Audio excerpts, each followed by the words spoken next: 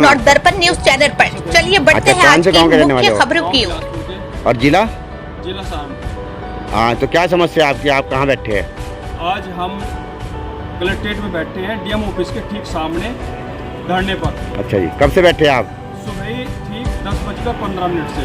ठीक है, आप क्या टाइम हुआ? अब लगभग 3:30-4 बज गए होंगे सर। अच्छा, तो कोई आया आपके पास, डीएम वगैरह कोई आए?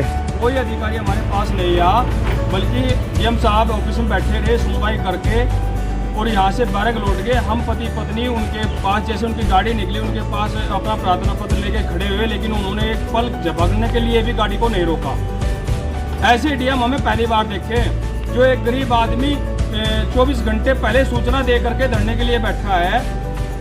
तो क्या गरीब आदमी को इस यूपी या इस भारत के अंदर जीना नहीं चाहिए? उसको यहाँ से अपने आप को अग्नि के हवाले कर देना चाहिए? क्या इसी कारण डीएम बनाया जाता है कि वो गरीब आदमी की ना सुने?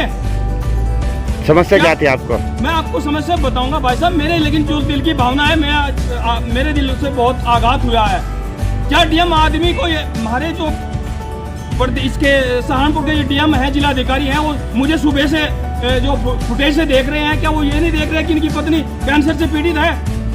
मैं बार बार मुख्यमंत्री, यहाँ के एसडीएम, यहाँ के डीएम, यहाँ के सभी प्रशासनिक अधिकारी, महिला आयोग, यहाँ की जो मेरे कैराना लोकसभा की सांसद है, उनको भी सबको, मुख्यमंत्री को प्रार्थना पत्र दे के छप चुका हूँ कि मेरा मकान बचाया जाए। मैं एक गरीब आदमी हूँ, मेरे पास रहने के लिए इसके अलावा कोई चारा नहीं, क्योंकि मेरा पुश्तैनी मकान जो है आज से कई वर्ष पहले, क्योंकि मेरी पत्नी का इलाज पीजीआई चंडीगढ़ चला हुआ है, और बिक जाने के कारण मैं, एक भाई ने मकान मुझे दिया था, उसका मकान किसी कारण से ग्राम समाज की जमीन पर बना है, लेकिन वहाँ पर 10-20 परिवार और भी रह रहे हैं। क्या मेरे ही पास, मुझे ही वहाँ से निकालने का प्रयास किया जा रहा है अधिकारियों का? मगर मुख्यमंत्री जी ने तो कहा पहले उसको जो है उसका दूसरे मकान का इंतजाम करो, जब जाकर किसी गरीब को वहाँ से हटाओ।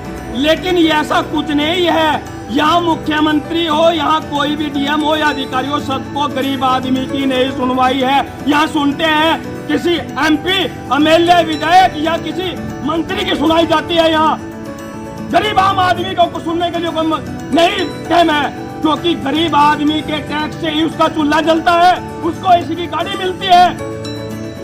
गरीब आदमी अगर मजदूरी छोड़ दे, क्या उसको टैक्स मिल जाएगा?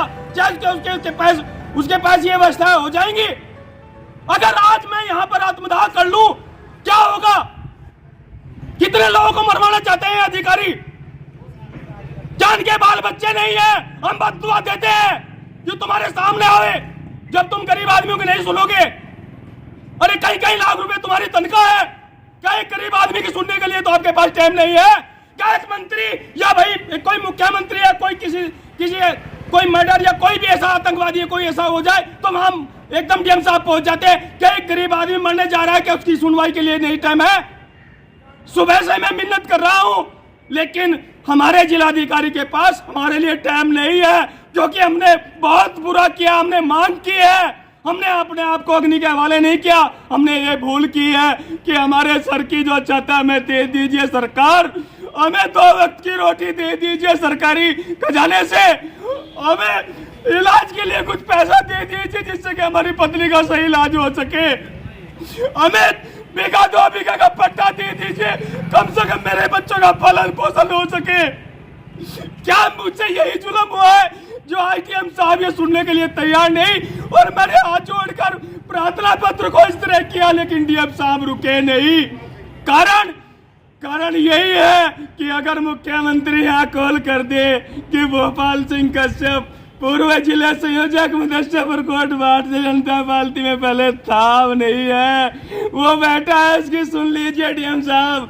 तो डीएम साहब जो है सब काम छोड़ करके, और जब ये पता लगे कि ये बीजेपी का पुराना कार्यकर्ता है, सुनने के लिए दौड़े चले आएंगे।